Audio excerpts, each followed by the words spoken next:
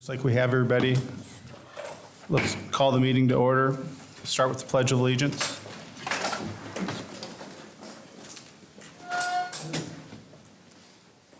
I pledge allegiance to the flag of the United States of America and to the republic for which it stands, one nation, under God, indivisible, with liberty and justice for all.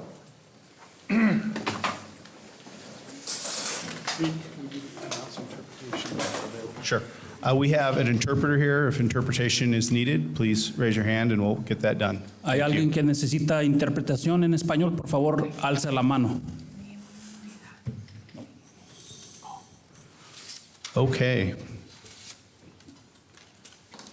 Do I hear a move to approve the agenda?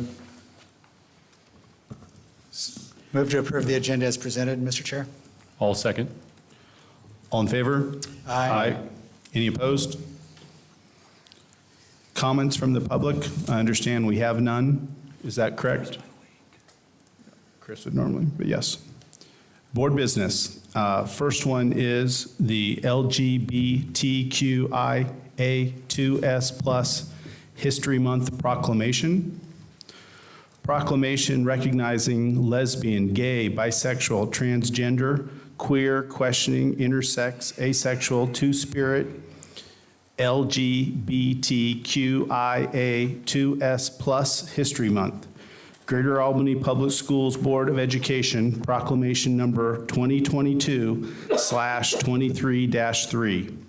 Whereas October is a time to celebrate our dynamic LGBTQIA2S+ community, raise awareness of quality services, and foster a dialogue to promote a healthy, safe, and prosperous school climate in communities for all.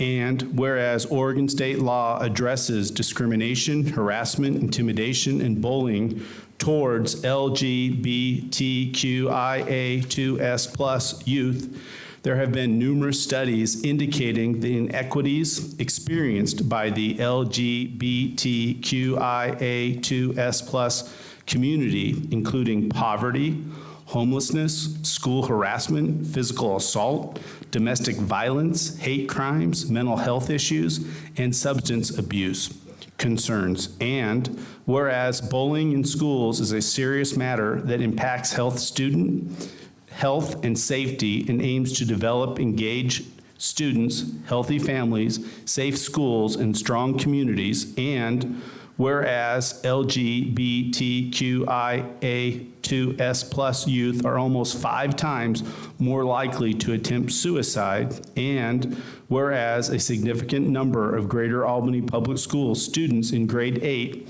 self-identify as LGBTQIA2S+, and whereas there is a need to focus on localized efforts that support LGBTQIA2S+ youth, including student and school resources that focus on positive behavior, interventions, and support, resources on school climate that address bullying and parent engagement, as well as tools for student health and wellness. And whereas through interagency collaborations, Greater Albany Public Schools is working to cultivate positive and safe school environments to empower youth with confidence and knowledge to successfully navigate and improve the ever-changing world. Now, therefore, be it resolved that the Greater Albany Public Schools Board of Education proclaim October 2022 as LGBTQIA2S+ month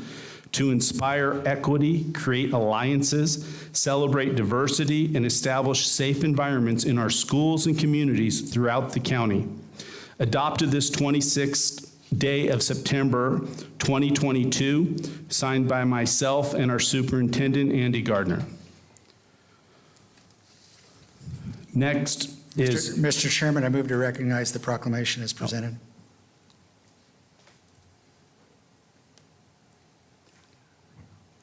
We don't need a second. Okay, thank you. We need a second. I don't know that we need to. We don't? Do we vote on this? Well, there's a matter on the table, so. Okay. I haven't finished it. Okay, so let's finish it. All in favor? Aye. Okay, all opposed? Great. Okay, school lunch week. Description, school lunch week is October 10th through 14th. Directors will attend either a breakfast or lunch with the superintendent. Due to the rules, 2 directors for each day is the max that can go. Let superintendent and board secretary, Chris, know the dates, times you are available. Meal times are varied at schools. Board secretary will coordinate and notify staff. Okay, so everyone just kind of handle that on your own with Chris if you would. And Mr. Superintendent, Mr. Gardner. Well, first of all, I'm pleased to introduce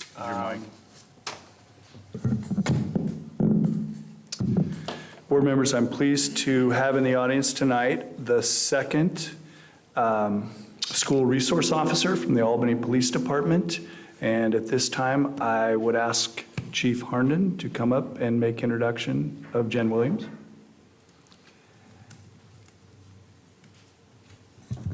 Whichever one you want.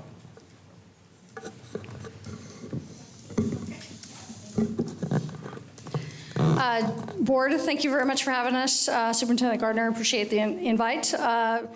A year overdue, we have a second SRO for you. As I outlined last year, we had some fairly significant staffing shortages in the police department, and pretty much everybody around us had the same. So we've endeavored to bring that staffing up.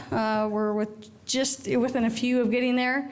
But with everything happening in the schools, we felt it important to fill that second position as soon as possible. And I'm not going to steal any of Officer Williams's thunder, but she'll introduce another member of our team now. She'll introduce herself and talk about her mission.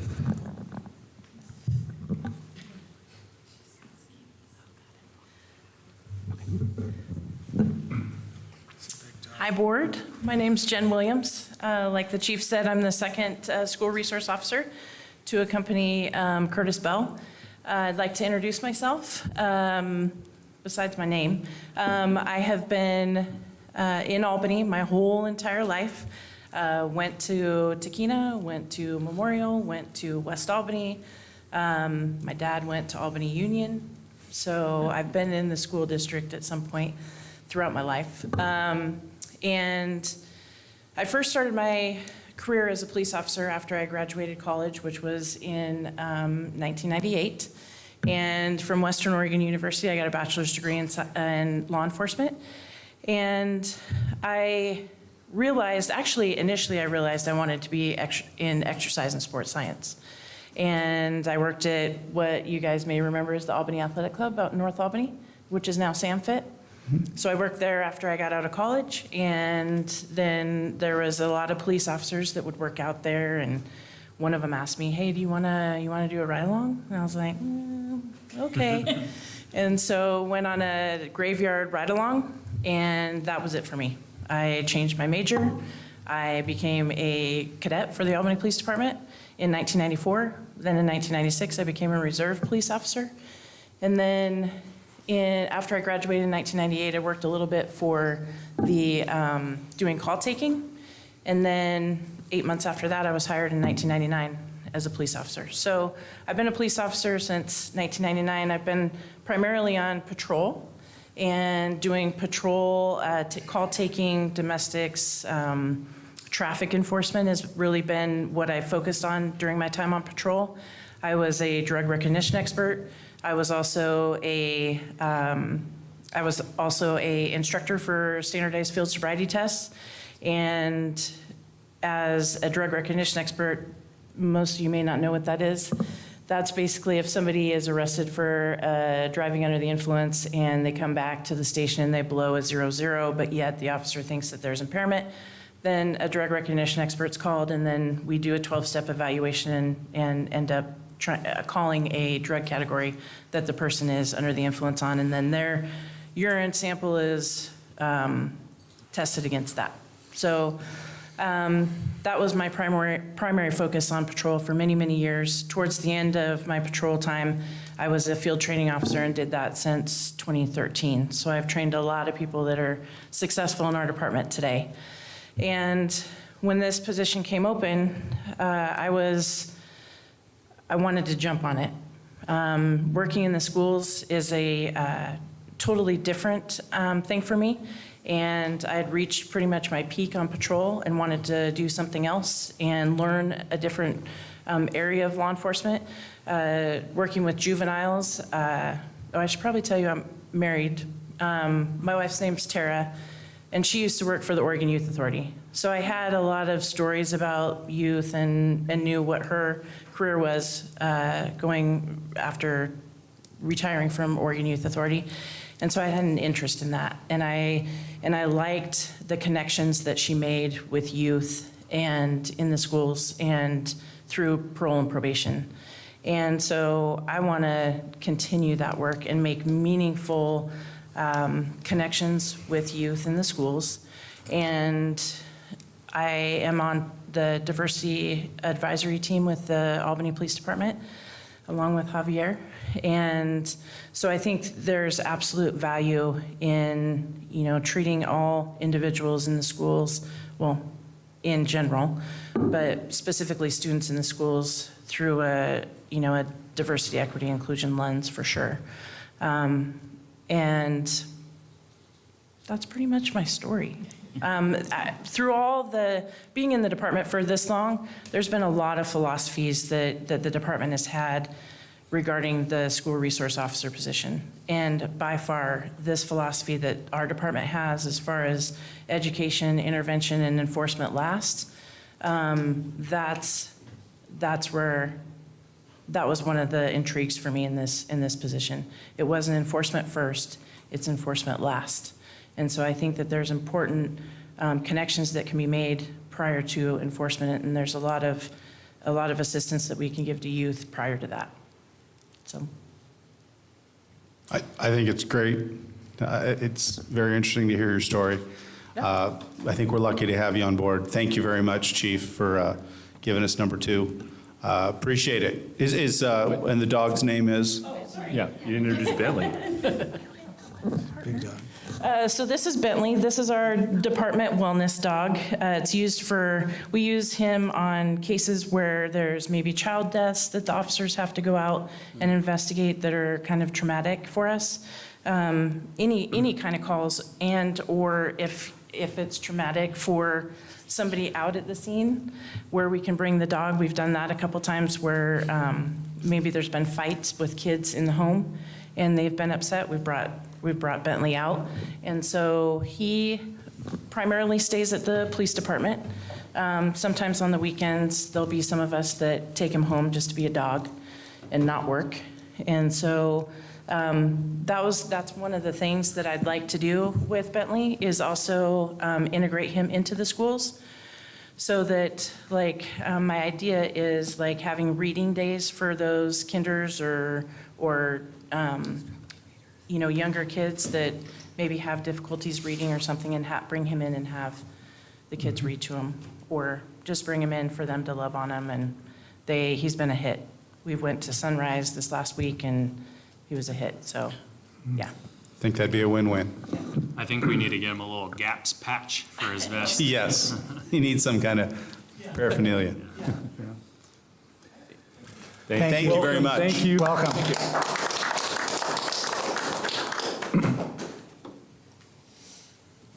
All right, we'll move on to F2, with your permission, Mr. Chairman. Yes, sir. This is just a kind of a review of the transition plan. Being hired on the 1st of February gave me a lot of time to meet with people. I think it was a very valid process. Chris kept me very busy on Fridays, and I was able to learn a great deal with just meeting all of the people in the district who were leading, but also the community members and the services that they wrap around the district with. This community is just exceptional in terms of its support of the schools, the number of organizations that fill little places that we need. We went out and visited, what's the place? Jackson Street, Billy's Place. Ophelia's Place, Jackson Street, other places that provide just really awesome services to kids that are very much in need at the time. And those meetings went a long ways towards the development of the goals in year one that I have for you. Just what can we do early on in the first year? What was the most important work? And I think that there's still obviously some real important work that we need to attend to in year one. But it was just a really broad swath of people in the community that I was able to meet, gain their perspective on the work upcoming. So do you guys have any questions about that? Comments? I give Chris Green a lot of credit for keeping me busy on Fridays. My previous board meetings were on Thursday night, so there was one Friday a month where I probably wasn't the best listener, but I got most of it. So that's all I have on that, unless you have any questions. None. Okay. Sent you guys out the preliminary revenue outlook. It's in your packet as an attachment. That would be for the next biennium, and that'll be the 2023 to 25. So we're in the second year, 22-23, of this biennium. And I know, Pete, you made the comment that overall the revenue looks pretty good, but if you look on page 8, there's a table, and it is shows that we have some challenges upcoming, and it's table R2. If you look at the net revenue that is forecast for 21-23, the left-hand column, general fund, which is the vast proportion of our funding, shows $27 billion for this current biennium. If you look in the next biennium, 23-25, you can see that total net revenue falls to $25 billion, 356 million, which is a decline over what we have. It is true that the overall revenue picture is improving, but this will miss $3.5 billion that will be given to taxpayers in the kicker. By kicker law, anything over what we projected will go back. And so that will be missing. And so it will be up to the legislature to see how they can bridge that, if they can bridge it all, right? So they would have to find $3.5 billion to do that. And so that presents as a challenge at this point. And we'll talk a little bit more of my goals about, some of the things that we will have to take into account as we plan this year. I'm sure you guys read this all, and if you have any questions, I'd be prepared to answer. Any comments? Well, so many. I have many questions and a few comments, I guess. So your number is the statewide number, or our projection based on the projected statewide number? So the 27 billion and then the 25 So is we're all using, in. we're using Bs and not Ms here, right? Okay, Yes. all right. Yep. That's the whole general fund budget for the state. ODF and W, Department of Human Services, all of us will be funded in that. And do you recall what the K through 12 portion of that was in the last biennium? It will shift once in a while. Over time, it has been a declining portion of the general fund. We used to fight that we wanted 40%. I think it's settled somewhere around 37, and has been harder to keep that share up once the SIA came as well, and the cat tax. Because now I think there's people who think, well, you have that too. So I guess as we're projecting our revenue and our starting point, and what we're actually going to have is a volatile and risky proposition unto itself, right? Well, I'll talk about it a little more in my goal development, and maybe Jane can comment as well, just around what the planning will be to look at scenarios. So I would not expect, Roger, that the state will have a budget number for us until the legislature opens in February. Because I don't think a newly elected governor will put a budget out as soon as they're elected. So there's all of that. And included in the variable for us would be how many kids we have. Yes. And in the spirit of Adlai Rushman, control what you can control and leave the rest to other people. And so one of the things we can do to help ourselves is to work back from that number we're at now versus when COVID started. Yeah, well, so you have a bunch of questions that I hope to answer when I talk about my goals. Okay, I retreat. No, I yield to Brad. Because I think there's some real process steps we need to take. Okay. So you're reasonably comfortable, this, I mean, from the best we can guess, this is accurate, a 9% decrease in general fund is what we're anticipating? 8.9, but 9%? Yes. And so that's before you factor in inflation. Because we're likely to have not only a decrease in revenue, but an increase in cost due to inflation. That is certainly true. So we could be looking at 18%. The one thing that is within the legislature's control would be how much they give to education from that, or from their record reserves. Their reserves right now are equal to about 20% of the state's budget. I get that we're guessing, because Yeah. we're really, pulling out the magic 8 ball and trying to figure Yeah. out what we're doing here. But I just wanted to bring it up that it's not just budget, it's also inflation, and we're going to be hit from both sides. And so there's going to be some economic realities face us that we're going to have to deal with. Yeah, for sure. Somewhere in here. Well, let's, if we could, Oh, can we There it also? is. They're up. Before we get too far out, could we get an update at some point on the listening session tonight? yes, I have those notes. Okay, Yep. okay, later. So let me go through this, and then I'll talk about just a couple other things, and then we'll move in. So the goals, you guys will remember that you guys saw these goals, and we fleshed them out a little bit. Let's go to the next slide, Emily. Remember that the strategic plan completion is set that by June 30th, we will be into an annual goals process on the 3 major areas of our strategic plan. The priorities, remember, were rigorous instruction, equitable outcomes for students, and social and emotional support for kids. And I don't know that there's any group that would come together that would pick a different 3. I don't think there's anything more pertinent for our students right now. We got to get them going to school regularly, learning while they're there, and we know that our kids are really challenged right now. I think our adults are challenged as well. So we'll go to the next slide. It's probably easier if I just look up here.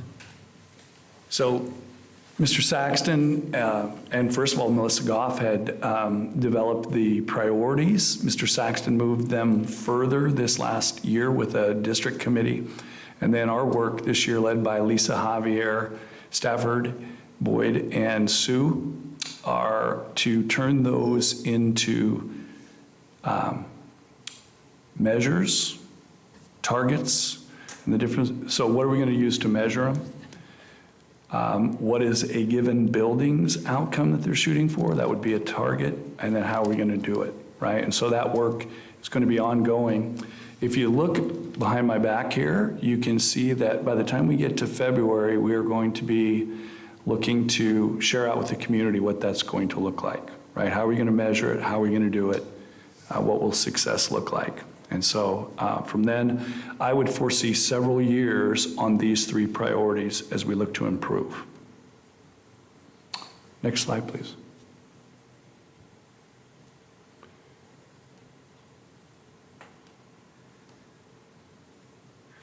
Yeah, that's just a review of what we have done now, right? Discuss and review. And let's move to fiscal, and I hope I can answer some of your questions, Roger. By June 30th, 2023, GAPS will develop a sustainable budget that is accurate, clear to stakeholders and public, allows long-range forecasting and planning, and reflects district strategic plan priorities. So the next slide. I'm gonna have to turn around. So you can see in early September and into October, we have a lot of work to do around our business processes. And some of that is just learning. So if we look at September, October, you guys have already seen the preliminary state budget projections. We want to make sure that our building administrators can see a live budget. We have built a personnel action form already. Heather developed that. Procurement card balancing. These are charge cards that have not been balanced, and so we are going to move that to monthly balancing so we can kind of see what it is that our accounts hold and how much has been debited against them. So we have a real-time, live, accurate fiscal picture. We have also identified comparison districts who we will compare with for our costs. Enrollment projections for next year. Last year, Mr. Saxton commissioned the outside firm to give us an enrollment projection over 3 or 4 years. When we get to October, we have eliminated the students who have moved away, and we have the new kids. And so in October, we will see a true number. We will backside and compare that with last October's number and see what the difference is. And we will check the accuracy of the projection against that so that we true up and find a fact there that we can begin to plan off of. Go back. The total compensation analysis, I think we had that scheduled. We have a lady that's working on that right now, and I'm going to see a first draft, I think, Tuesday or Wednesday of this week for classified, but not certified yet. We're doing one and then the other. But my intent is to hopefully be able to share some of that on October 3rd. If not, it will be a scheduled meeting later that month where we share that, where we are compared to other districts and what that looks like right now. And I think that will help further the conversation about what areas might be low, might be high, and if those things help to explain shortages in certain positions. And then what can we do about that in the short term, and how do we build some stability in our workforce from there? We'll still nail down that technology number. We have purchased in a way that really creates some challenges there in this budget, right? And so we'll have to figure out what that's going to look like. I think that's a challenge. We'll project our non-salary, like our building budgets. We'll look at the enrollment in the schools and base our budgets off of that for some things. Some things are fixed. No matter how small a school is, you're going to pay a phone rate, right? But other things are variable with student numbers. The travel reimbursement process, we are working on that right now. Just instituting systems so that people can have some certainty as to when they will get their money back if they have paid out of pocket to go to a conference or something like that. Some of those things, admittedly, you might say, don't we always do that? We kind of do, but we do not have a system for that. So sometimes people are left with like a charge to go to a conference, and it takes like 2 months, 3 months to get back. One guy told me the other day, he said, my wife really would prefer it if he gets cash because she doesn't want to carry a balance too long. And so those are the kind of things I think we can begin to nail down and build some trust.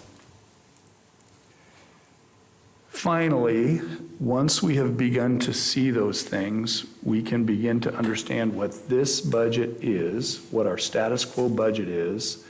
Status quo budget can then be projected against possible income levels, right? What we will get from the state. And at that point, we can see whether or not we have a gap, right, that we will have to cut and make adjustments to meet, or whether we're going to be fine or just a small adjustment.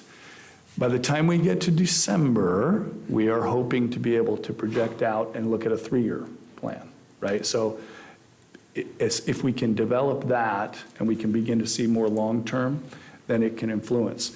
And a great way to explain that is if you cut because you can see something coming and you cut something that costs $30,000 2 years ahead, by the time you get to year 3, you have saved $100,000 almost, right? But if you wait and don't pay attention to that, then you will, the $30,000 cut now becomes a $100,000 cut then, right? So until we can really move out into the long term, and it's going to take a little bit of work to get there, we will be challenged, and we just have to know where we are, right? And we don't know that yet to be able to project. And so the work that Jane is doing right now is basically where are we, what is the balance in our accounts, what do we project out that we will spend this year, and we will hopefully have that here in the next 2 months. There's a lot of work. Jane, do you want to talk a little bit about some of the things that you're looking to nail down? Good evening. So as I work with my team, we are going together and working on the items that are preventing us from finalizing the current year. And we're finalizing the grants so that we'll be prepared for an audit.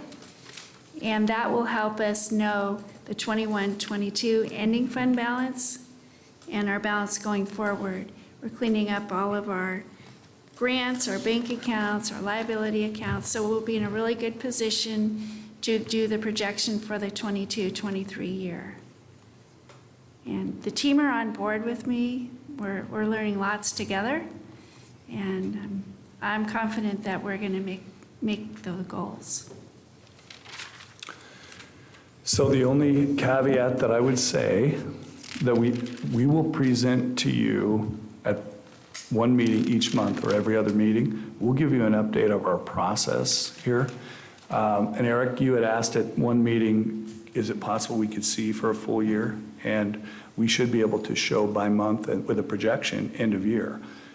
But we will, I need you guys to understand that there may be corrections as we discover things. We have to come back and say, hey, this is being amended in these ways, and we'll take you through what we have found.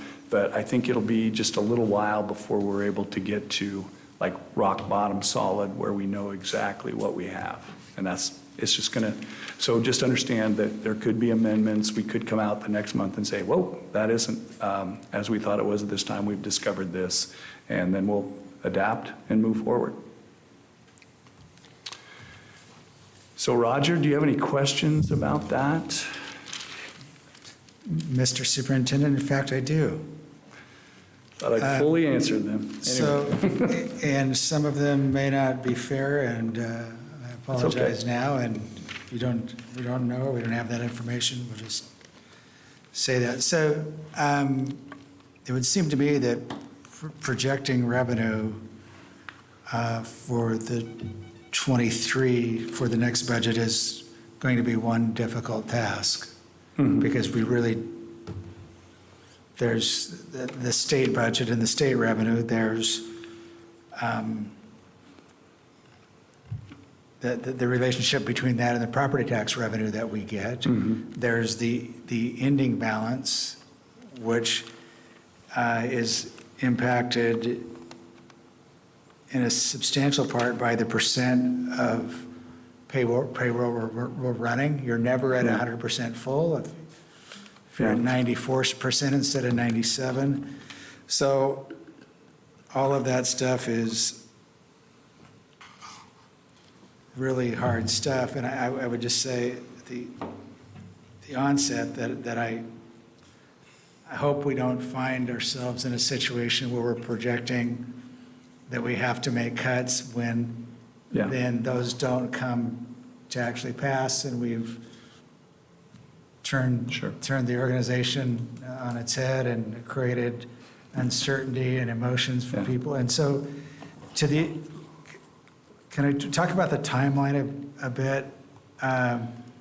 So we will need to go through a budget process, our budget, do we have our budget process scheduled yet, and then we have time for next year? No, we haven't. And so here, I believe, is the essential challenge to the budget process. We will run it at about the same time that Mr. Saxon ran our budget process this year, which is as late as possible before we set a budget number, and hopefully we can have a better understanding of that. I believe he ran the formal meetings in May. Late May, right? Yeah. I think.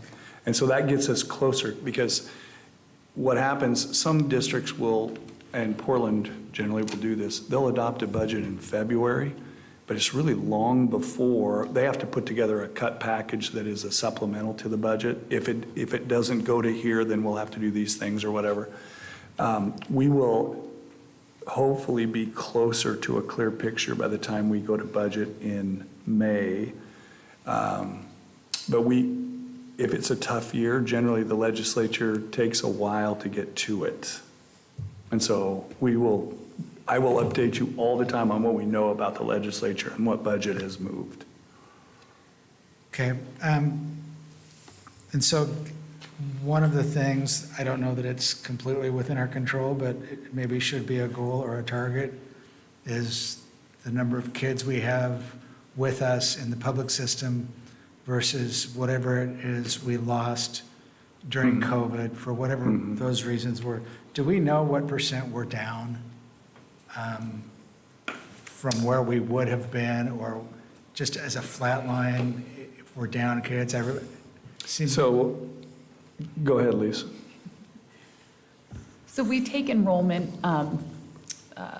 especially early on in the year, we compare enrollment from the second week in September this year as compared to last year and the third week. And so just overall a snapshot, and this isn't the official enrollment number that we get in October. Elementary looks like they are up about 80 students versus their projected, which is even more than it was last year at this time. Middle school and high school both look lower than projected, but all are higher than they were this year last time, right? So there is, how many kids did we have in schools the same time last year? How many did we then project would come back? And then how many are actually there? And so all of those figures coming in elementary, both is higher than their projection and higher than last year. Middle school and high school is higher than last year, but lower than their projection. So can you remind me of the methodology we used in making those projections? Did we project to be flat or down or up or? So the methodology, we actually hire a demographer who looks at that, and it looks at everything from birth rate in the county to building and occupancy for housing, and certainly who was enrolled in homeschool, who was enrolled in online school. Also, just to give you an indicator, we hit the 3% cap for online charter schools 2 years ago, and I believe last year. We're nowhere near that this year. So we've regained probably across the system maybe 250 to maybe 270 students. But again, we projected some of these students coming back because our remote instructional model we knew was going away. And we knew we had 100 middle schoolers in that model and 100 elementary schoolers in that model. So we're certainly up as compared to last year, not up as quite as much as we thought at the secondary level. And more so at the elementary than we predicted.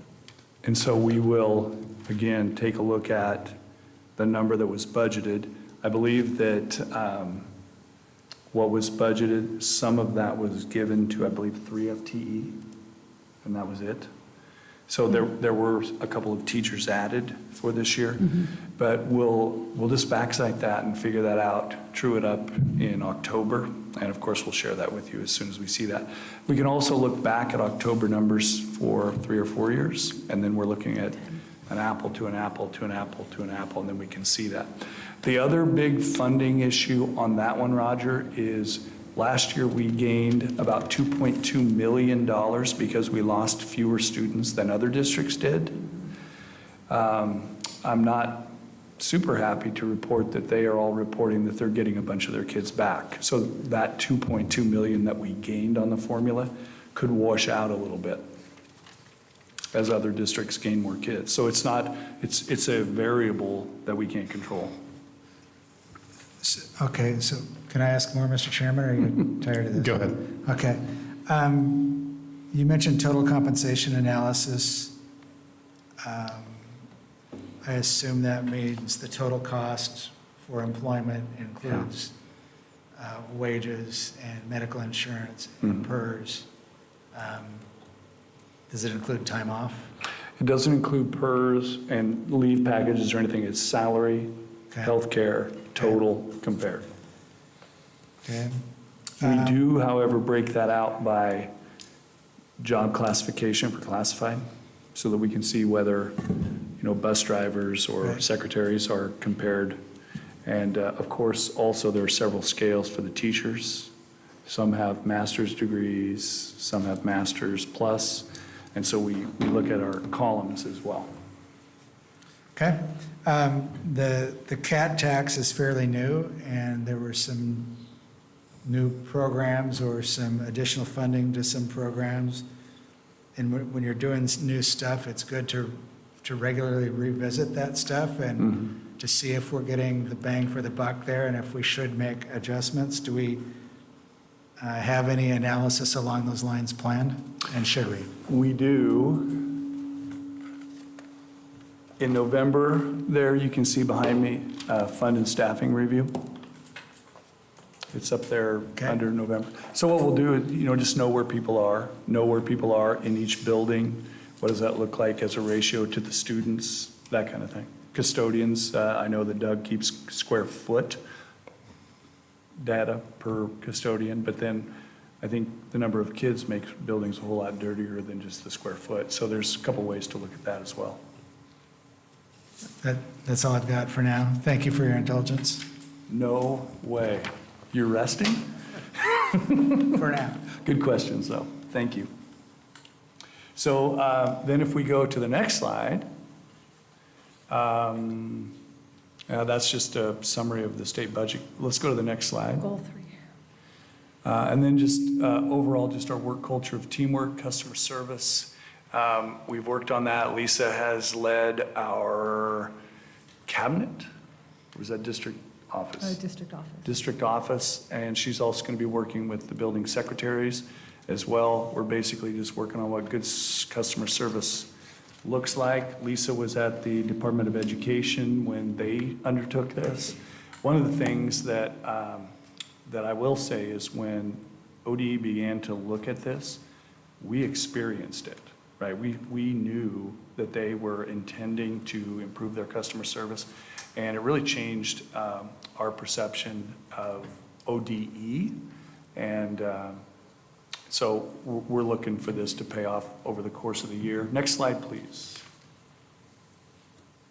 So it looks very much the same. You'll notice that we are intensely planned in all three goals from September through about February, because we're building this bike as we ride it, right? And so as we get closer to the end of the year, I think you'll see more and more fleshed out over the long term.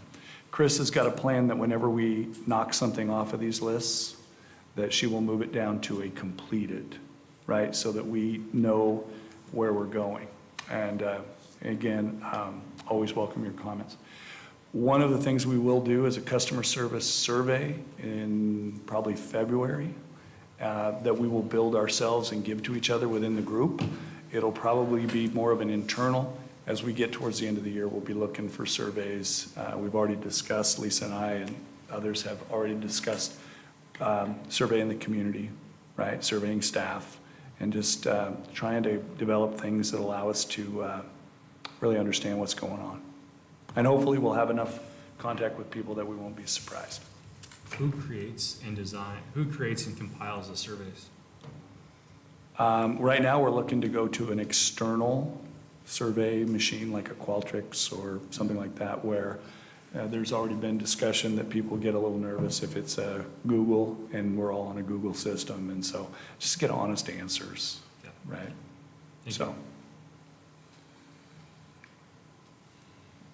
And of course, we would share that with you guys when we're done, when we see those things. The key, I think, and this is really important, that what we learn is learning, right? So there are a couple really good examples in this district. Jody Dodera has given a survey to her staff every year, and she has been remarkably able to respond then. It leads then to discussion and improves that. Susie's new supervision module, which has them in the hallways and stuff, came as a result of a community survey as well as a staff survey, and they said, hey, these are the things that we need to adjust. And I think just being responsive to that builds a great deal of trust. So I rest. Nope. Yes. Go ahead, Brad. You've got your listening session update before you Yeah. do all that. So just a couple of things, just in general. I want to compliment the staff in Albany for doing something, and I know it's kind of hard. We initiated, without much more, just the expectation that we would do lockdown drills this year in all schools by the end of October, and that so we knew anecdotally from visiting with people last year that people would often do them on their own. A couple of people had put them off and had only done, they'd done a couple of lockdown drills in the last 3 months of school to meet the requirement, but that meant that we went 6 months with kids that had not been in the building for a long time, and I felt like we needed to do something. So we asked to meet with the police, and we got an amazing response on their part because they recognize as well that they needed to know our buildings. They have hired a bunch of new officers at both the Sheriff's Department and the City of Albany. The hospital showed up, other emergency responders, and I thought that they had a really great intent. In fact, they wanted us to plan bigger.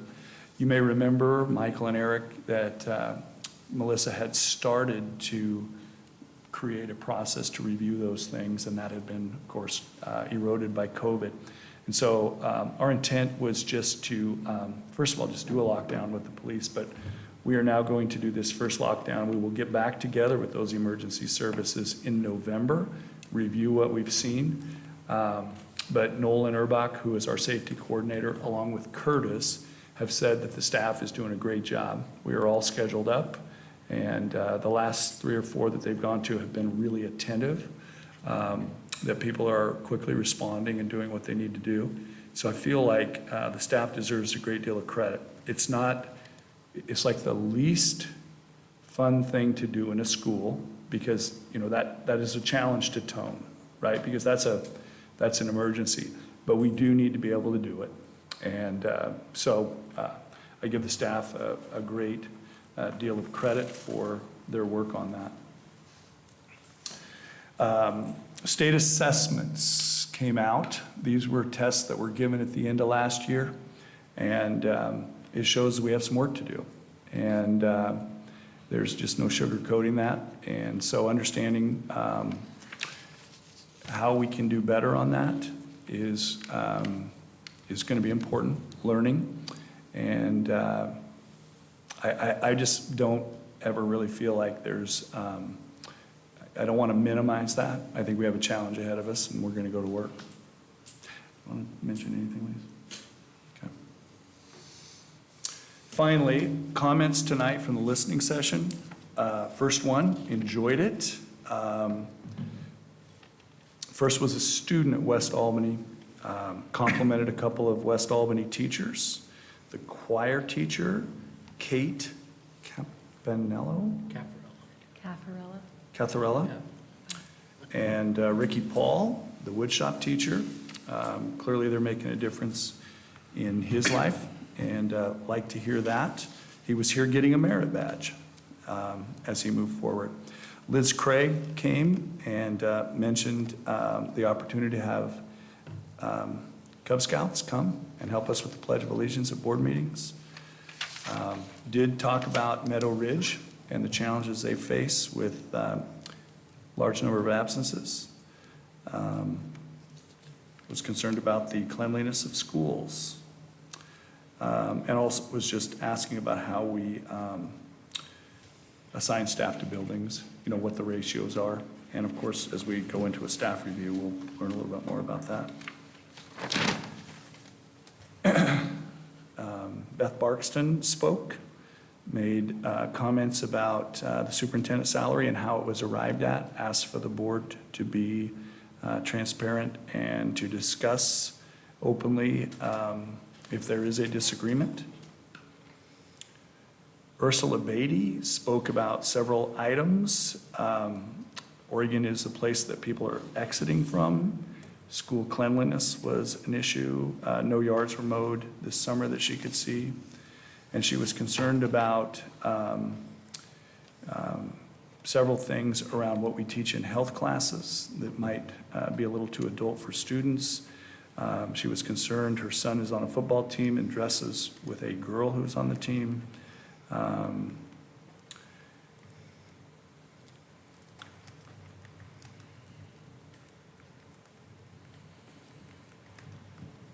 Did have a concern about kitty litter boxes, but we were able to dispel that. Concerned about South Albany's dropping off students, that there was no order to it. And then we listened to Dane Campbell, wanted to suggest that we get a recruiter, that we need to be looking for people in this jobs market. He was concerned about the turnover in admin staff at South Albany over the last 6 years. Wanted to know how we do hiring, that there is not currently a wrestling coach at South Albany, and just overall concern about South Albany's wrestling program. And that's what I have. Now I rest. Thank you. Okay. So next is G, bond business reports. First is G1, contracting methods. Case Bowman and David McKay. Thank you, Mr. Chair. So David McKay has graciously accepted the invitation here to kind of speak on the different contracting methods that we typically employ when pursuing projects, kind of for the public's edification, maybe a refresher for the board and for some of us up here as well. So with that, I'll let David take it away. Thank you. Chair Morse and members of the board, thank you. With the board makeup being newer, we felt it was just a great opportunity to kind of talk about the three contracting methods that we see most for construction projects. I gave you a memo. I'm not going to read the memo. I'm just going to go over it at a very high level. Let me get to the right one. So the three are design, bid, build, construction manager, general contractor, and design build. The design bid build is the only contracting method that the public bidding statute recognizes as the standard.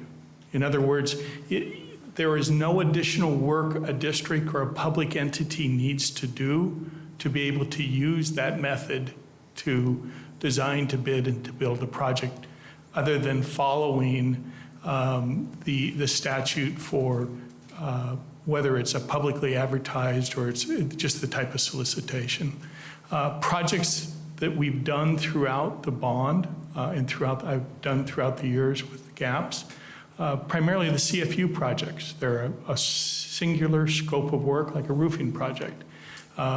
It's very easy to define. It's designed by a envelope consultant. It is then bid, and then it's built.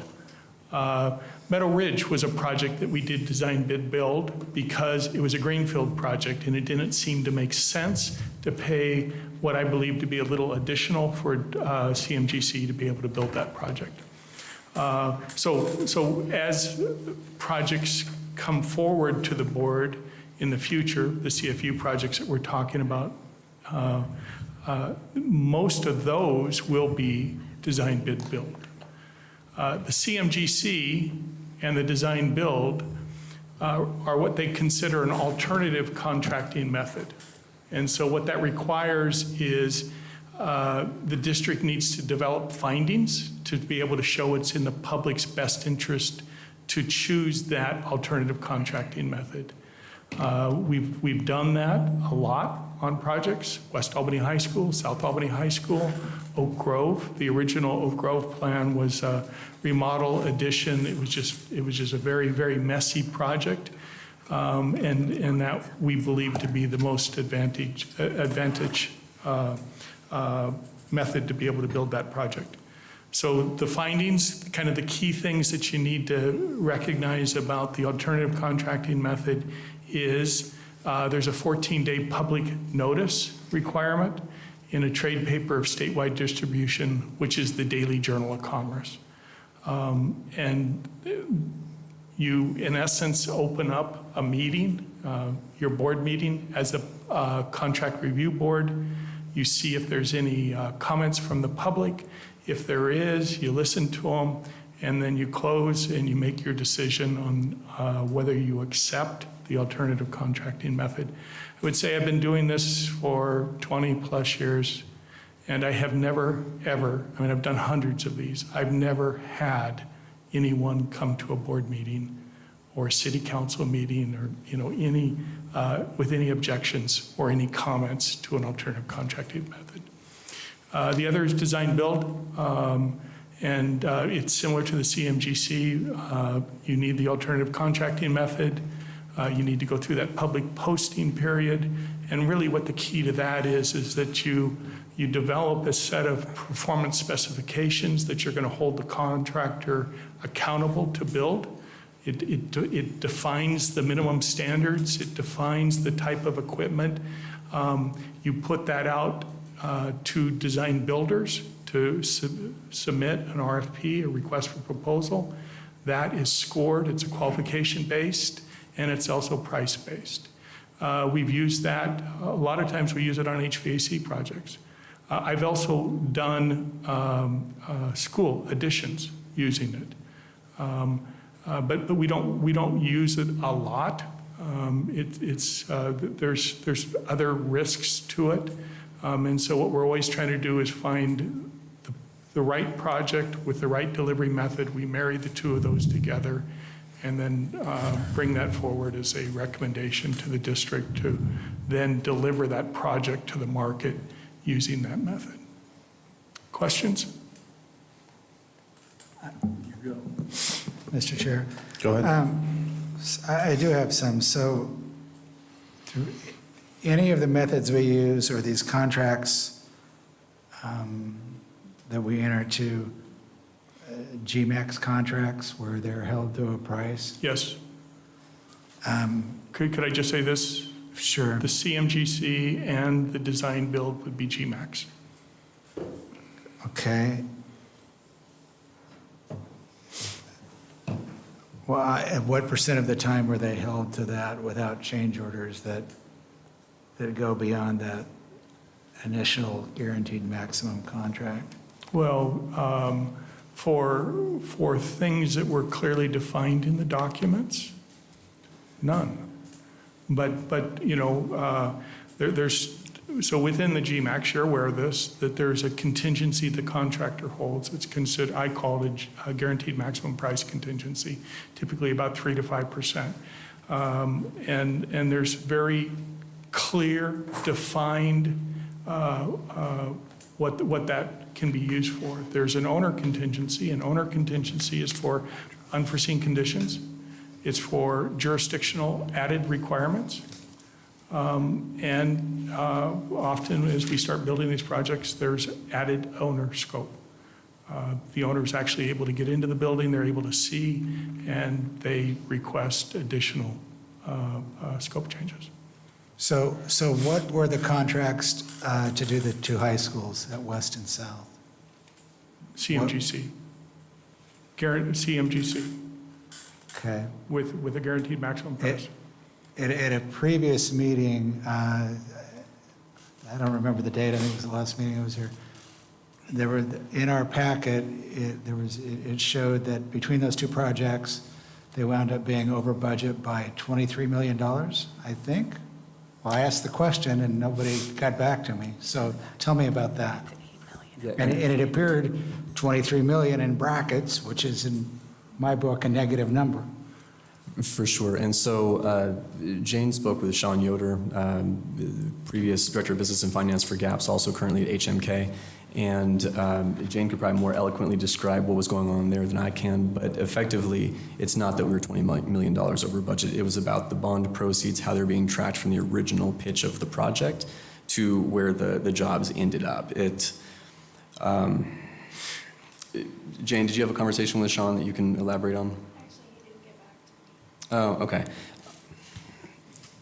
We can compile information and present what that looks like, but in reviewing it and doing the end-of-month report this month, we felt that it actually depicts an incorrect picture. It's not $20 million over budget. And I could go through an email and describe why on the fly, but I'd prefer to put it in writing that's more coherent.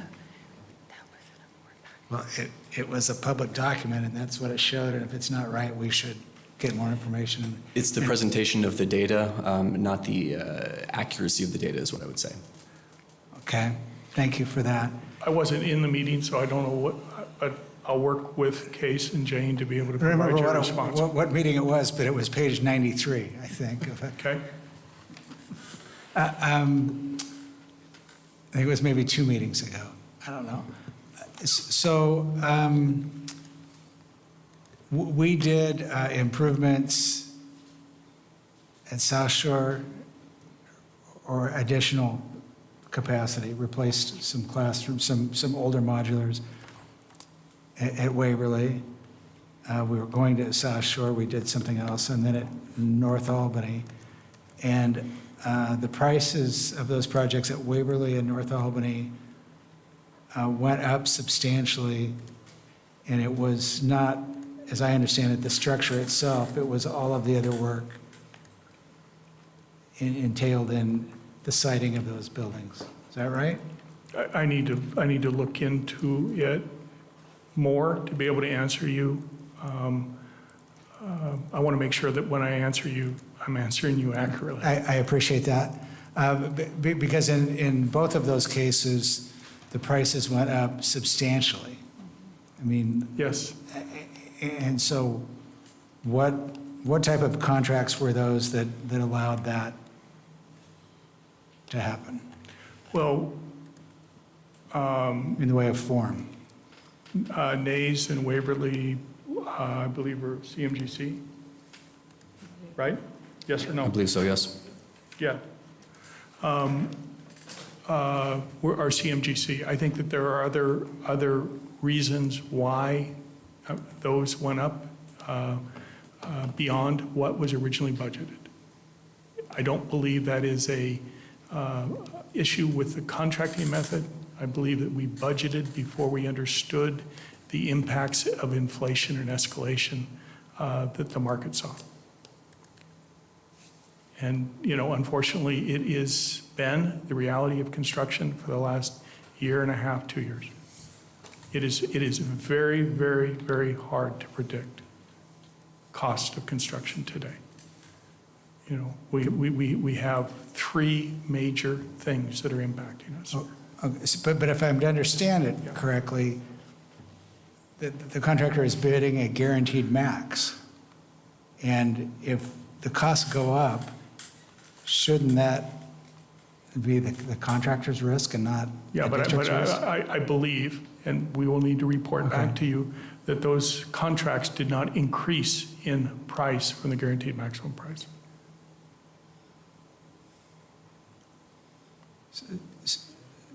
So we budgeted a much lower number than it ultimately came to be, because. Yes.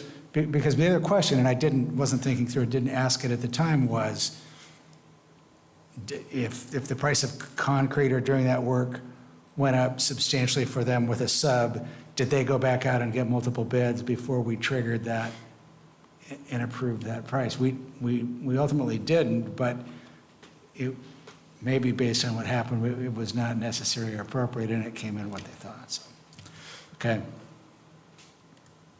That's all I've got for now. Thank you. Anyone else? Okay.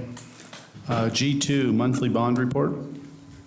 And for this one, Skip will take over for part of it, and then I believe at the end, Doug Pigman will be helping as well. Chair Morris and the board, you've seen the August report. I just wanted to go over a few highlights. First, we added some funding clarity for each of the projects, so you could see very clearly which were bond and non-bond throughout the report. And then secondly, we added Central Elementary School. Transportation, still on schedule, so finish in November, move in December. And it was just from the aesthetics part of it, we did get the maintenance bay sectional doors in. Those are the ones that have about 50% glass, and it just changed the look of the site, changed the look of the buildings pretty substantially. And then west, at the end of August, we were projecting to finish those before school started, or by when school started, and glad to report we did. And then the 3 classroom projects, North Albany Elementary School, Waverly Elementary School, and South Shore were projected to be able to open for the beginning of school, and we were able to do that in September. And then South Shore Elementary School, by the end of August, we had the initial bids come in, subcontractor bids for the construction phase of that project. And those bids looked like they were going to be under budget. So that's what our projection was going to be end of August. We'll see later tonight, there's a request for board action now that those bids have been vetted, and we actually have a GMP that's coming to the board for action. And then for Central Elementary School, just reporting we did kick off design, and looking forward to a presentation in October to the board with the findings from that design. So that's what we would call a design development design. So it's not a full design. It tees us up so we can make a decision whether we're going to proceed or not, and then also how we're going to contract that, whether it's finished design or go to design build, et cetera. So that's what we showed in the board report. Any questions?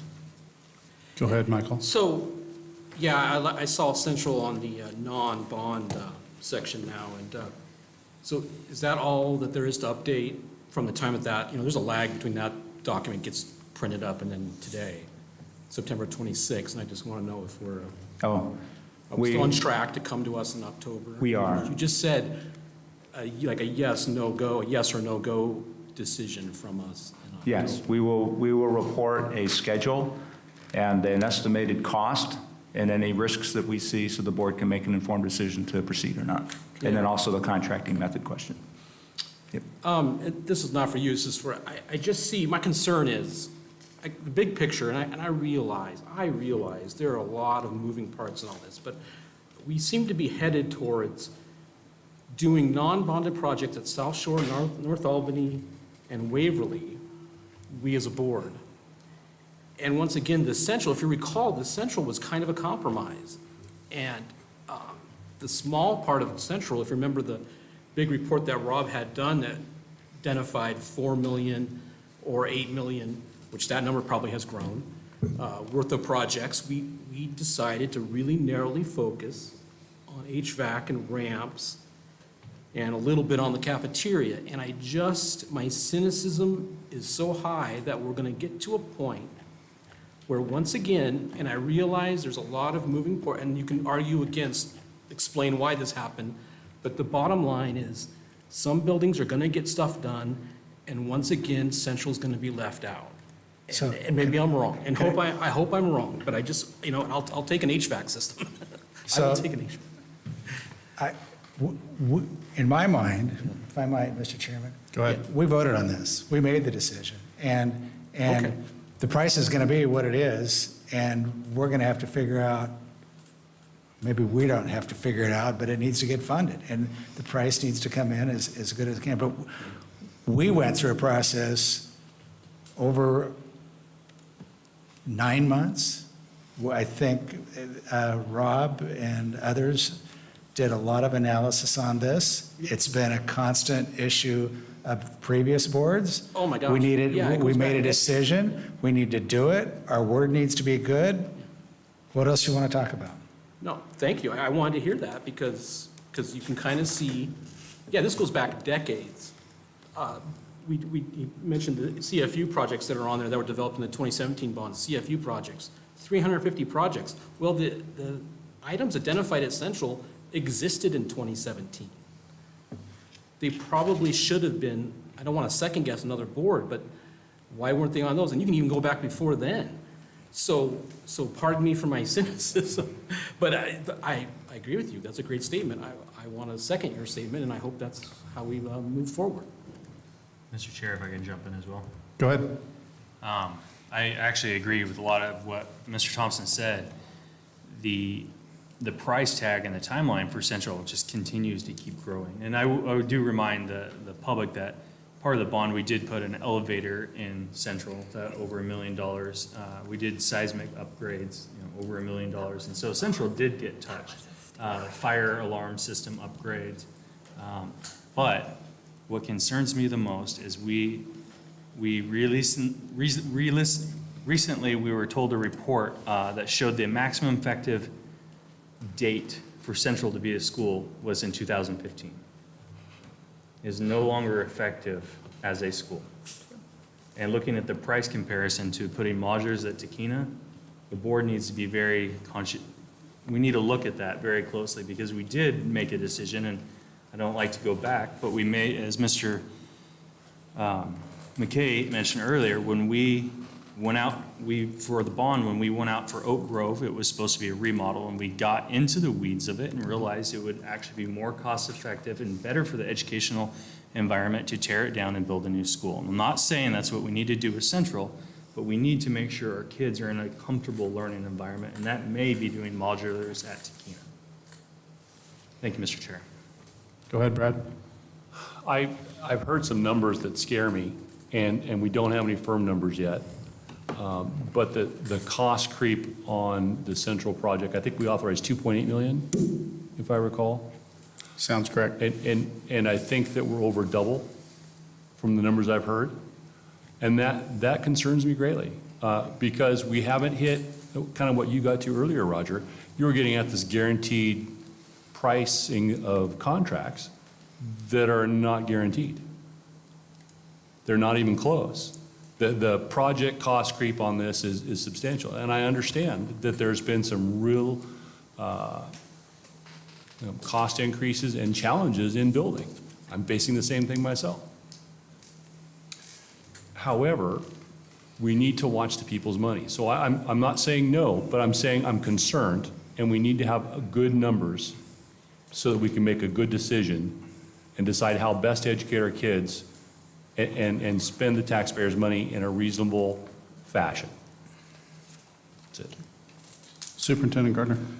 So, gentlemen, we had originally talked about protecting the options with an ad alternate to this project. But if it's design bid, do you still get can they still break these three proposed things out? And we will see them then, and we could then decide what the total cost is of HVAC, cafeteria, and then the ramp? Yes, absolutely. Okay. You can do alternates with any of those Okay. delivery methods. So that hedges a little bit against the possibility that we're just on this train and we're going to ride it to the end. Because the general fund will not help us as much as we have in the past expected. And these are funds that come from the ESSER funds. There's only so much of that, right? And that could be the LEM, so to speak, if you ever saw Apollo 13, right? And so that's just something, and David and I have talked about the fact that it looks different now than it did 2 years ago when we were thinking of what to do with that money. But you'll have options, it sounds like, when we see the estimated price about what to do going forward from there. And obviously, the other challenge is just the timing of it, which I think will come in design as well with the timeframe. Okay, thank you. Something else I might request also is a best guess of how accurate these pricings will be. I know we're dealing with a historic building, and that in and of itself brings challenges, but we can't write a blank check. So we're going to have some parameters on this. Okay. Looking forward to that report in October. Let's move on. G3, South Shore GMP recommendation. Actually, Mr. Chair, if I could also sure. direct, there's a Sorry. second attachment in there that Go for it. we'd like to present on. So critical facility upgrade projects, there's a memo in there. We are at a point where now that the West Albany project has settled, we know what I have called all along the unallocated bond proceeds, those dollars that can now be shifted to critical facility upgrade projects, or I suppose other bond-related projects, but critical facility upgrade projects has always been the trajectory for any remaining bond funds, so that we can do as many of those projects. Just a brief overview. In the bond campaign, 2016, 2017, the one item that polled the highest with your voters was to continue to invest in the assets that had already been provided to you. And that was to keep the building safe, warm, and dry. We have rephrased that as critical facility upgrade projects because I think it better describes what we're trying to do. I think, so critical facility upgrade projects, there was 50 million established of that original 153 million. We've kept a firewall around that from previous administrations that money was just to be used to be able to continue to make those investments in projects. The one thing I'd like to do is if you look at, I believe it's page 104 of the PDF, 104, we have kept records of all of the different CFU projects that have been completed in all the buildings. And I think one of the things that you'll see from that report is that we have done something in every one of your buildings. And those projects were basically, there was a segregation of them. Those projects that the GAPS facility staff had trained staff that they could use to build the projects. And there's been many of those. You see that in the end-of-month report on the ones that Doug and his team have been working on. I will say this, of all the projects that we've done, Doug has been able to, time after time after time, bring his projects in under budget. And, you know, there's a whole host of reasons for it, but it was a good decision to staff to be able to do them, and it did save the bond money, which was excellent. Many of the projects were then turned over to HMK to then design, bid, and build and manage. We are at the point now, you may remember, I believe in January or February, the Bond Oversight Committee had completed their charge, and they gave you a report, and with that was the remaining CFU projects with a prioritization. With what we know today, and I put that list in there, we are now doing a little bit of a shuffle of the reprioritization. For instance, South Albany, we did roofs at South Albany. We did the worst of the worst with the money that we had originally budgeted.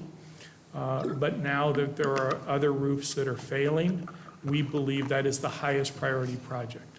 We must protect those envelopes. We must keep water from getting into the building because it creates bigger problems for us. You're all shaking your heads, you understand that. And so in that priority list, you'll see the 23-24 prioritization. And that is a look by Doug and his team and HMK just going through and doing a reprioritization. The one thing that we don't have is we don't have great estimates for these projects. And so what we're asking you to allow us to proceed with is to work that priority list, to design them, to bid them and then to bring those bids to you. And then we will keep track of how we are spending down that remaining, I think it's 4.1 million of unallocated bond proceeds.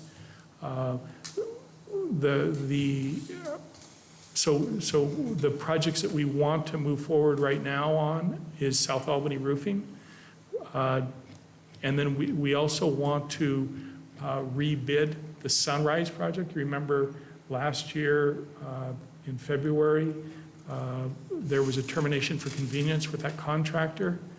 And so now it's time for us to be able to pick that up and to be able to redo that. The mechanical equipment's been purchased, it's been received, and the goal would be to do that in the summer of 2023. Doug is here too, if you have any questions in regards to this prioritization that he can answer just from, intimately knowing the buildings.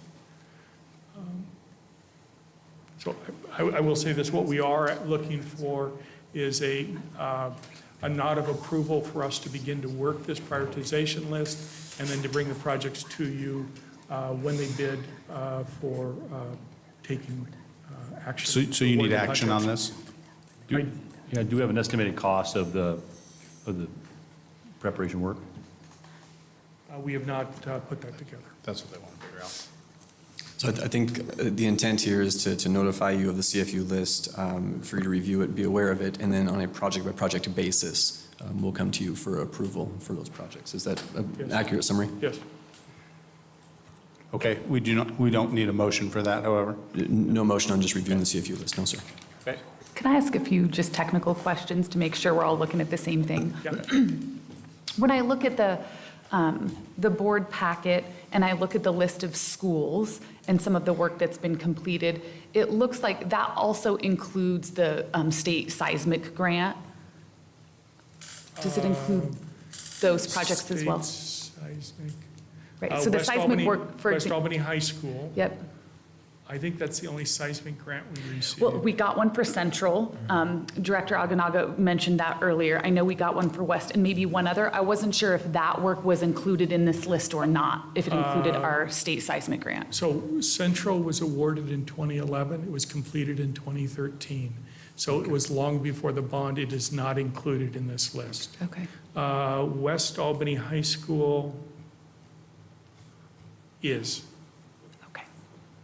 And then looking at the CFU list, Could I just provide one other clarification, Please, Lisa? yeah, please. So in the CFU list, there were dollars, projects allocated to do some seismic upgrades at Memorial, at Calapooya, and at NAMS.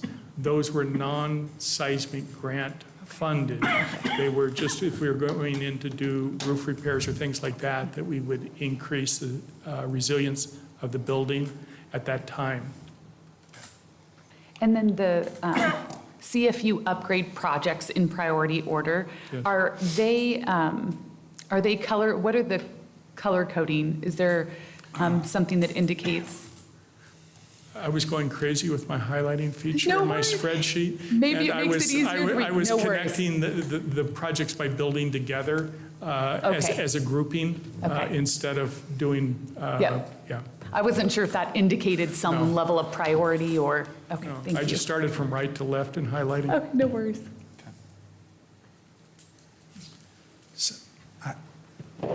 I got to ask, I'd like to meet with you, Superintendent Gardner, and the team on these things going forward.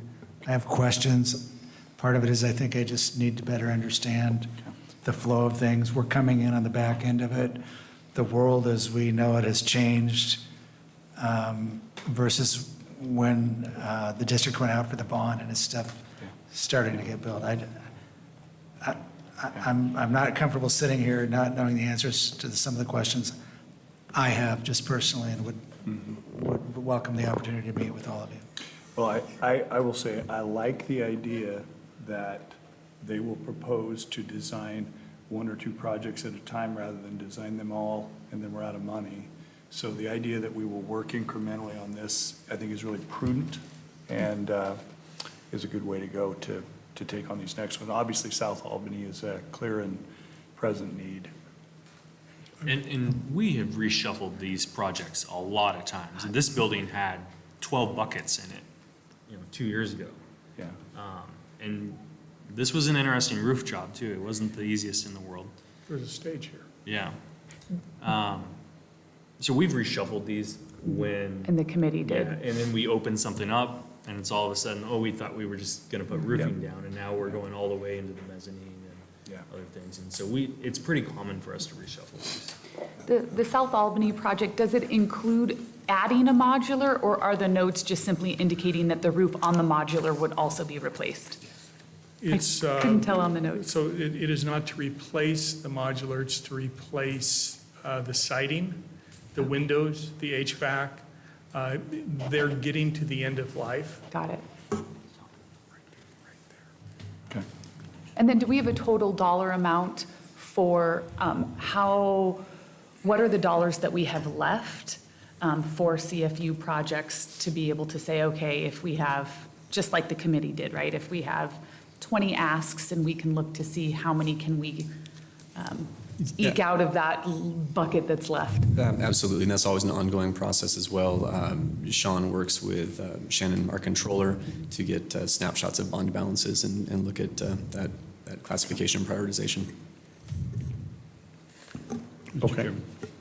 Mr. Pigman, do we have anything that is incredibly critical that needs to be dealt with before the rains come?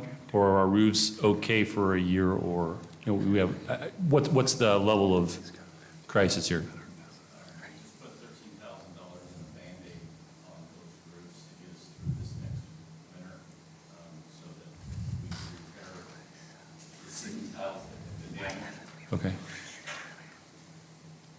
So you feel reasonably comfortable that this winter we're covered, and then so it's a kind of a next year prioritization list we're working on?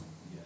Okay. And to Mrs. Harlan's comment about the color coordination there, there's actually a priority column there that's priority 1, 2, 3, 4. So they're in priority highest and lowest. Okay. Thank you. Okay, so And also, just one more area of clarification for Mrs. Harlan. The roof part there, the question that was unclear, that's the modular roof in priority 1 in green. So that in particular is just, there's a line item further down that's all the way at the bottom in blue, priority 5. That was a pre-existing CFU item that was identified in the bond plan. That is recommended that dollars allowed to be decided in the respect. I appreciate the information, and kind of goes to my question, which is, I see some things at the top for South, and then I see some things obviously like at the bottom, and some are a number 1 priority and some are a 4, and when it has to do with the same modular, I just wonder, would we actually go back and only do part of it one time, part of it another? And then when it's 2.3 at the top and I add in the rest, what does that look like in terms of total cost? And so, which then kind of begets my last question, which was, how many total dollars do we have for CFUs, and kind of what does that look like? As Director Aganaga talked about earlier, I know that committee, I was there, and we had spent some time kind of looking at those prioritizations when it was a 3-page list and a 4-page list, and trying to decide and vibrantly discuss which project would happen before another. So thank you. I appreciate the information. Okay, so no motion required, just the idea that how we're going to move forward, and everyone's okay with that, correct? I'm okay with it if I get to meet Yes. and get comfortable. I Yes. just need to get comfortable. You get to have a Anyone meeting. other person who wants to. One other. Yes. Okay. Next, G3, South Shore GMP recommendation. I feel like this is probably our favorite topic. For this one, I'll allow Skip to present the recommendation.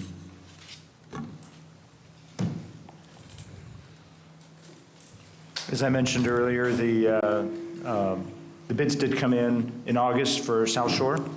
Thank you.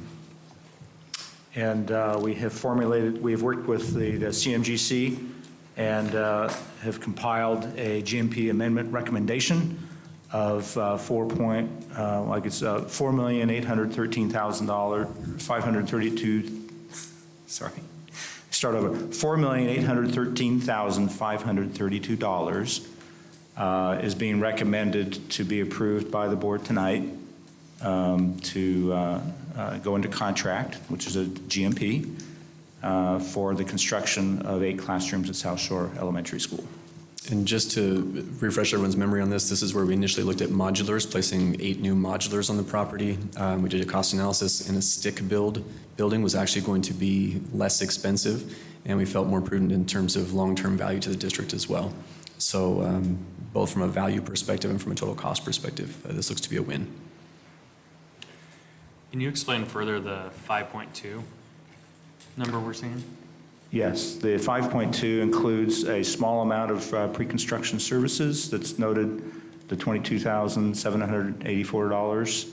And then we had GMP Amendment 1, which is to relocate the modulars so we could do the construction. And so all that adds up with this GMP amendment to 5.5 million. It's within the budget that was last provided to the board. We are projecting to be under budget, and we're still quantifying what that looks like for a projection. Voucher, go ahead. Well, I'm ready to move approval as presented. Oh, okay.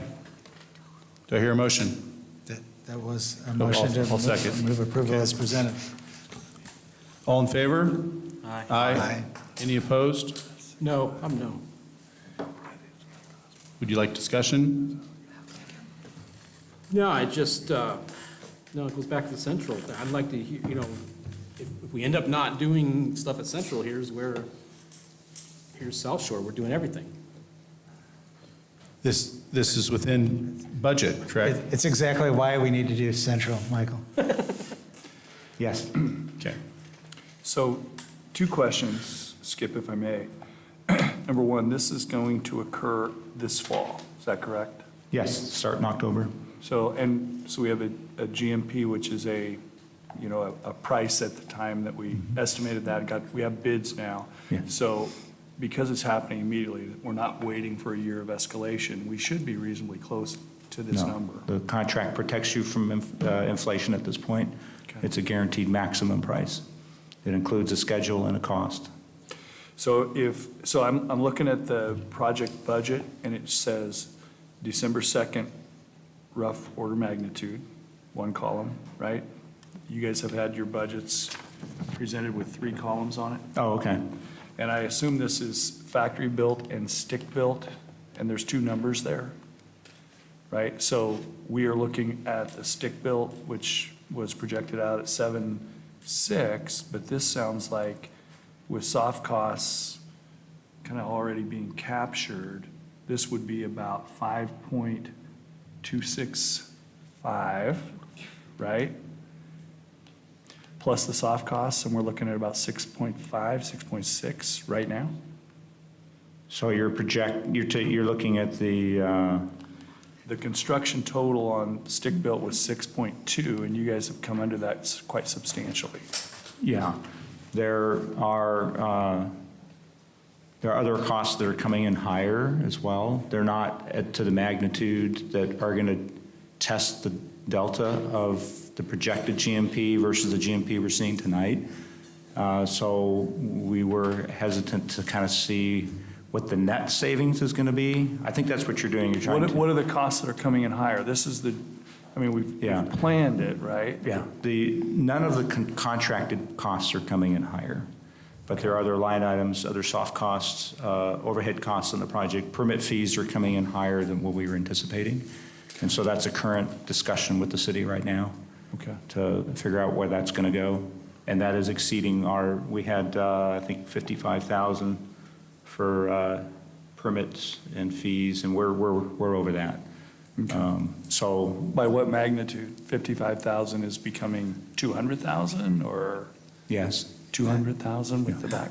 yes. Okay. We could discuss some backstory on that one, but I think some further conversation between the superintendent and I is wise. You can be at that meeting. In May, because I don't understand. I would it, and love, I need to. I would love for you to be Okay. involved. That'd be wonderful. No, I'm just, again, the great concern I have is the projects that we're doing without bond funds. come against, we could use that money with kids, right? And that will eventually run out. And that's just a general overall concern that I have. So we have to worry about that. And this is ESSER money, isn't it not? Yes. Yeah, that we've already allocated, that we already decided was going to go. And we just changed the methodology from modulars to stick-built. That's absolutely correct. Additionally, the earlier version of this involved re-siding and re-roofing the existing modulars to try and keep those alive. We were able to use some bond funds that were allocated to that project to soften the cost on this one as well. Thank you, Skip. Welcome. Okay. Next is H, board reports. H1, board member reports. Anyone have anything they'd like to report? I would just like to say it's great to be here at Lafayette tonight. The school looks great. It's been very well maintained. This polished concrete looks great. Old school, but you can tell that a lot of love and care have gone into this facility during its life. Happy to be here. Michael?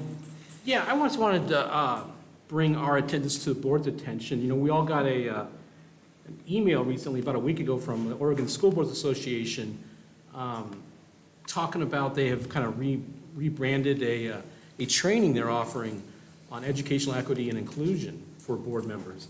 And I just think our board would benefit from a work session or two on this topic. You know, we pay for OSBA, they do a great job.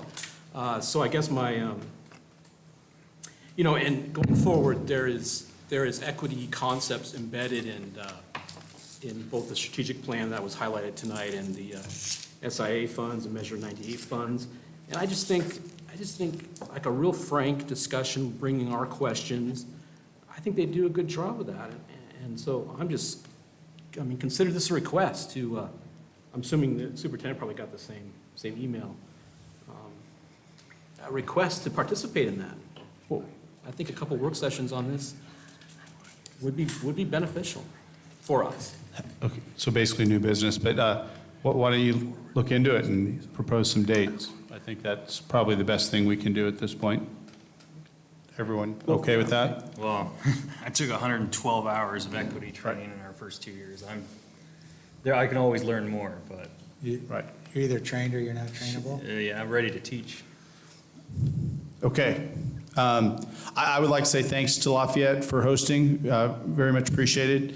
Also, you know, the report for the testing that came out, you know, throughout the state really showed some issues and some performance drops. And it just really goes to show, you know, where we are with our students and our kids now after a couple of years of not being in regular school. So it's really important for us to get them back in school and get them back on a regular schedule. I didn't mean to skip anybody. Did you have something, Brett? A little bit. I've gotten some reports from, I asked behavior questions, and the roll-around desks have been a huge hit from what I'm hearing, and they are really keeping the lid down on some of the bad behavior, and so that's a brilliant move. And also the taking away of the cell phones from the classmates has helped to keep the focus on learning well in the classroom. So I think it's been a couple of great steps, and I look forward to hearing some great test scores come out. Okay, next is committee, community, and school presentations. Anyone have anything in this category? I'd just like to say it's really exciting that we're getting a second SRO. You know, it seems like she's bringing a lot to the table, great work experience, exciting to have her present in our district. Okay, next up, consent agenda. First one is personnel. Do I hear a motion? Move to approve personnel licenses presented. Second. All approve? All in favor? Aye. Any opposed? Do we, for J2 classified, we didn't have any on the list. We don't need to do anything with that, correct? Correct. At this time, you don't need to do anything. At the next board meeting, we'll bring the list back after background checks have been processed. Okay, thank you, Heather. J3, 9/12/22 regular board meeting. Do I hear a motion? I move to approve the minutes from the September 12th, 22 regular board meeting. All second. All in favor? Aye. Any opposed? Old business. Reports? New business? Real quick, this is something that Eric brought to my attention. The way we used to do it, when Eric and I were sitting at chair and vice chair, Michael, Brad, and Roger were all a different zone. And Eric and I, as at-large guys, just joined them at the listening sessions. So we went back and forth. With the change in who's the chair and vice chair, with Eric not having a zone of his own, he's kind of missing the listening sessions. I just want to bring up the idea of maybe we have Eric sit in on zone 3 and you would do, not zone, what zone are you?